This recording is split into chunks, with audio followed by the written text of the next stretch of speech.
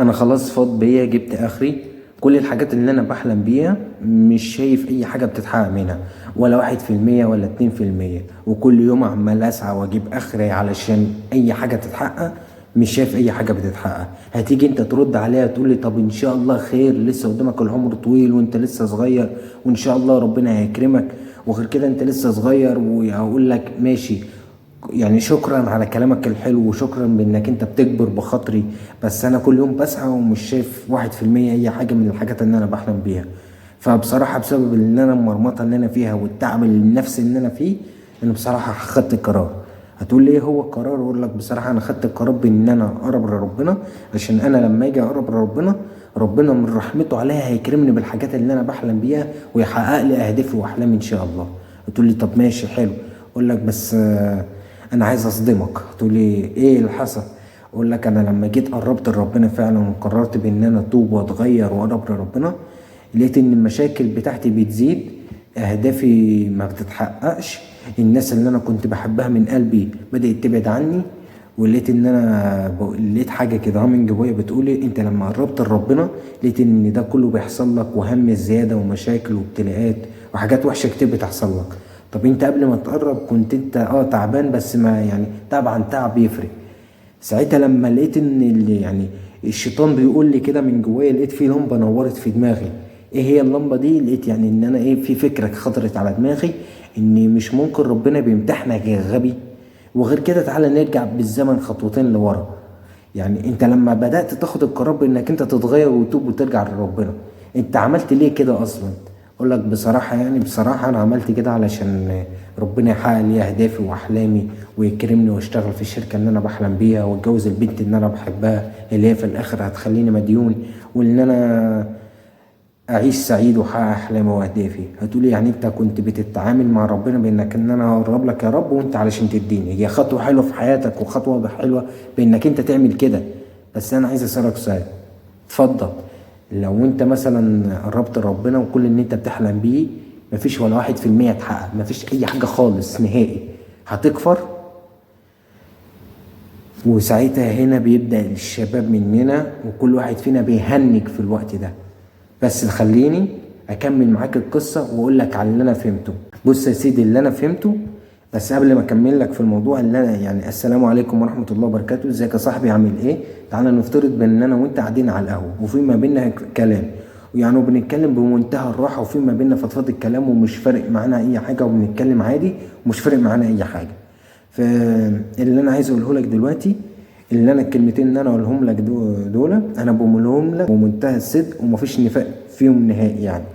آه، انا في معلومه اتعلمتها، والمعلومه دي علشان اثبتها في دماغي واحاول ان انا اطبقها على ارض الواقع مع نفسي، بحاول ان انا اشرحها لغيري علشان لما اجي اشرحها لغيري المعلومه دي تفضل مثبته جوه دماغي، وابدا اطبقها على ارض الواقع بتاع على ارض الواقع. فانا بحاول ان انا بعمل كده عشان اولا انا استفيد، ثانيا علشان ممكن في يوم في الايام حد يشوف الفيديو ده يستفيد مني، يغير في حياته حتى لو 1%. وحتى لو مفيش حد شاف الفيديو ده انا مش فارق معايا. انا في الاول وفي الاخر انا عايز اثبت المعلومه لنفسي علشان اطبقها على ارض الواقع اكبر فتره ممكنه. فانا بعمل كده علشان انا يعني انا بعمل كده عشان بسجل الفيديو ده، ويمكن انت تشوفه ويمكن لا. فالمهم نخش في الموضوع.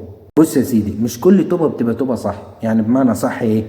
انا كنت بقرا في روايه اسمها ولنا في الحلال لقاء. الروايه دي كان بطلها اسمه يوسف. يوسف ده كان شاب بايظ من كل ما تحمله الكلمه، بايظ من المعنى الحرفي. بس جه في يوم في الايام معلم يوسف ده شاف بنت اسمها مريم، بنت جميله منقبه منتهى الادب والاخلاق، اسرتها محترمه. يوسف حبها بجد. وزي ما بيقول احمد مالك في برنامج بتوكس الحب ساحر، يوسف لما حبها قرر ان هو يتغير. قرر ان هو يتغير ويقرب لربنا ويتوب علشان يكون مناسب لمريم لما يجي يتقدم لها. بس لما حب يعمل كده ربنا ابتلاه في مريم وبعدت عنه وما بقاش يشوفها نهائي. ف يوسف قرر ان هو يتوب ويرجع لربنا علشان ياخد حاجة في الدنيا. يعني يوسف لو ما خدش حاجة في الدنيا ما يقربش لربنا. بديهيا يا اسطى انت الحمار والحيوان احسن منك.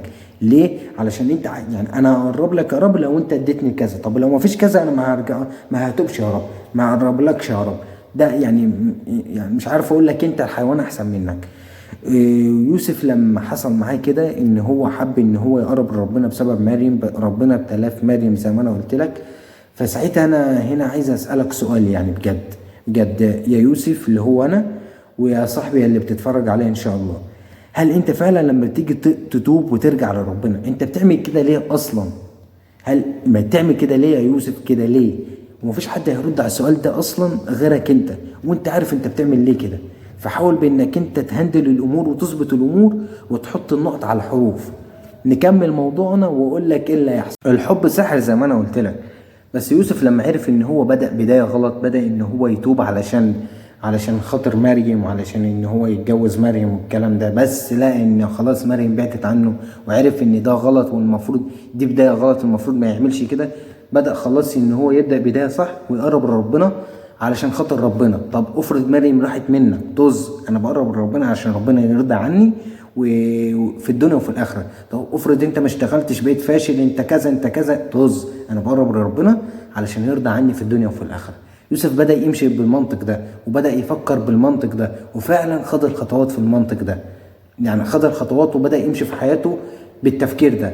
فلما مشي في حياته بالتفكير ده لقى ان الطريق مش سالك، لان الطريق مليان شوك ومطبات وحاجه بهدله، لان اصحاب السوق بتوع زمان ايام الكحرته بدات تظهر له في الطريق، لان ان الشهوات مليانه في الطريق، وزن من الشيطان وزن من صحابه وزن من شهواته ونفسه.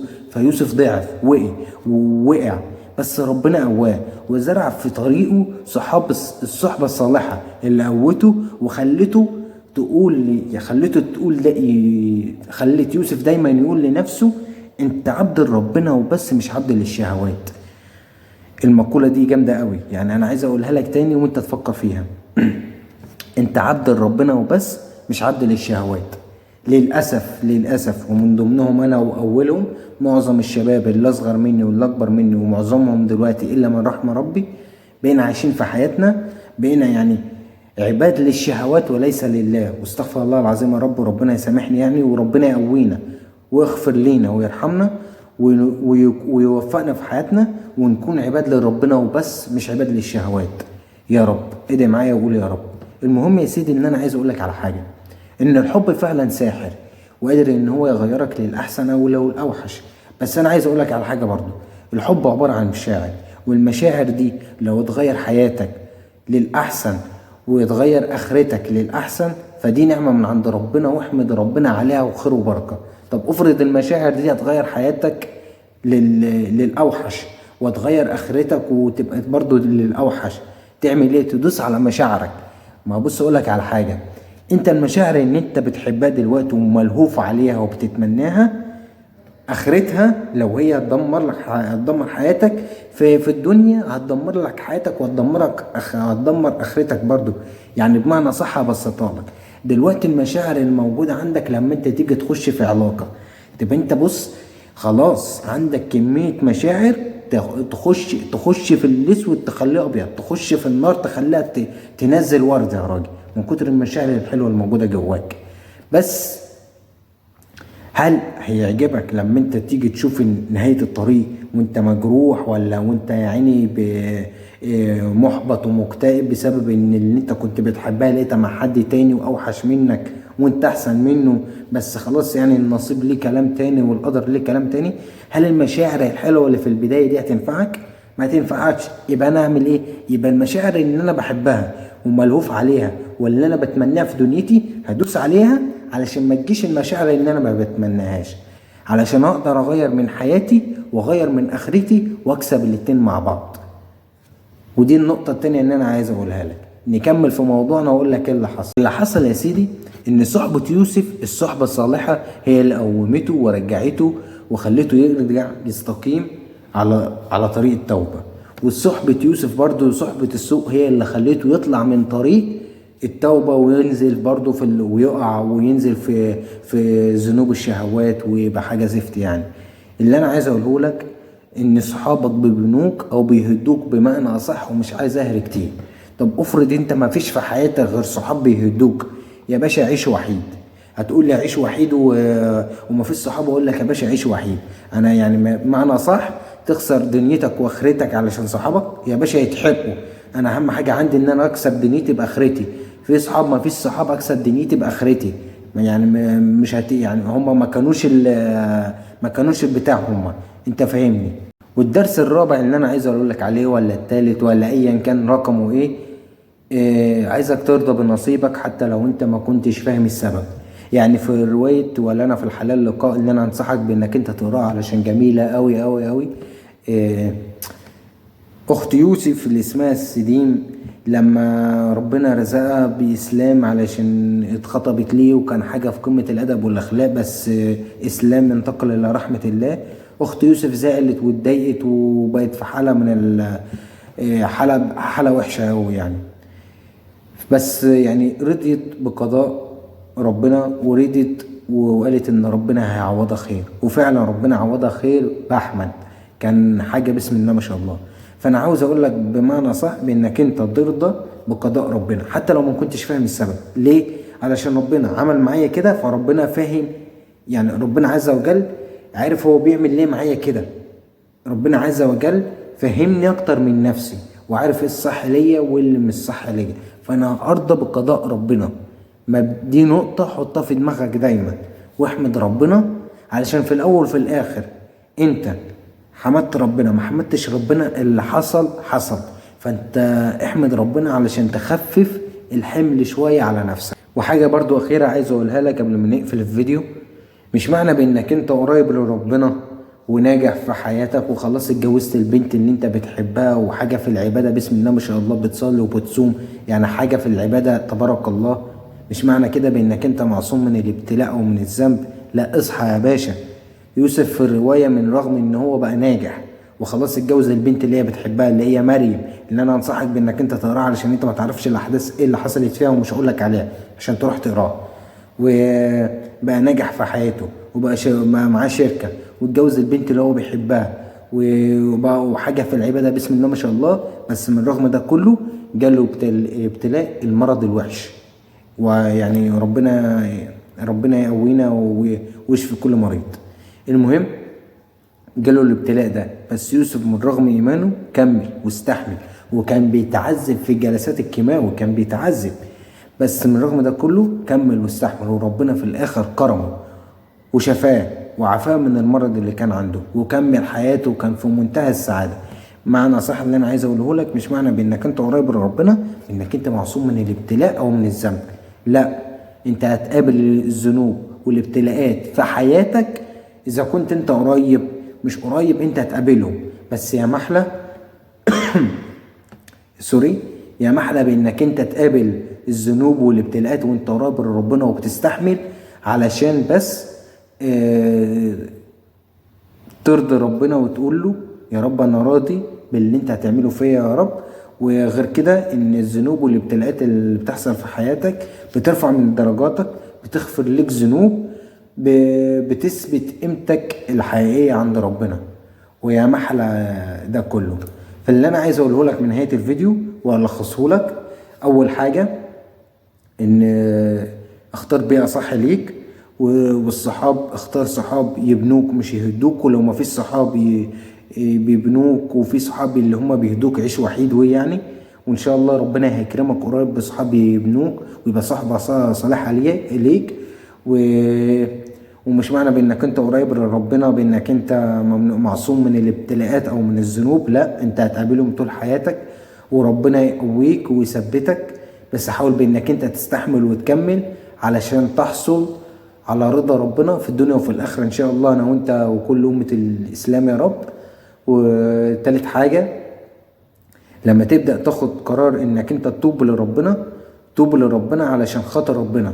وعايز اقول لك برضه على نقطة وانا نسيت اقول لك عليها معلش في البداية.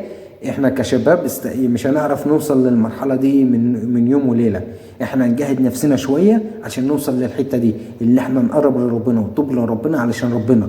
لا، احنا هنجاهد نفسنا شوية وهنقع في الطريق كتير علشان نوصل للحتة دي. بس حاول بانك انت تقدر توصل لها، وتجاهد نفسك فيها بانك انت توصل لها. ومش عيب بانك انت تقرب لربنا وتتوب لربنا علشان ربنا يكرمك بالحاجه اللي انت بتحبها في دنيتك، مش عيب. بس عاوزك برضه تحط حاجه في دماغك، لو اللي انت قربت لربنا وتوبت ورجعت لربنا والحاجه اللي انت بتحبها ما خدتهاش، بانك انت ترجع تاني وتقول خلاص انا يعني ربنا ما كرمنيش فانا ما اتوبش وما ارجعش. لا، انت كده لو مؤاخذة في الكلمة انت كده مش انسان، انت يعني الحيوان احسن منك. وده كل اللي انا على ما اظن ان انا قلت في الفيديو. وارضى بنصيبك، وحتى لو ما كنتش فاهم السبب. وربنا يعفو عنا ويثبتنا و...